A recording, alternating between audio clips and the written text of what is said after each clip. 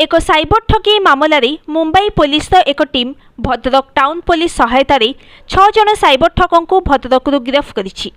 मुंबई रे साइबर थाना दायर एकाधिक मामलार तदंत करुछि सेठाकार पुलिस।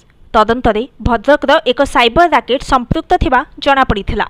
सामाजिक गणमाध्यम नकली आकाउंट सहित जाल वेबसाइट जरिया लोकों को ऋण देवाको कही ठकुथिले। एमाने लोकों पाखरु तथ्य नहीं बैंक अकाउंट हैक करुथिले। पाखापाखि 47 लाख टंकार ठकई एमाने सामिल बोली कहुछि। तेबे मास्टरमाइंड मुंबई रे रही साइबर ठकई करुथिला बेले सारा देश में अनेक स्थान किछि युवकों को ठकई सामिल करुथिले। सेमानंक मध्यरु भद्रक रे एही युवक माने थिले। भद्रक सहरांचल पुलिस सहायता 5 जन युवक और केन्दुझर जिला सोसा अंचलरू जनक गिरफ्त करने पर स्थानीय अदालत रे हाजर कराइछि। अदालत को अनुमति क्रमे मुंबई पुलिस सेमानंकु मुंबई नेबार व्यवस्था करुथबा जणाଯାଇଛି।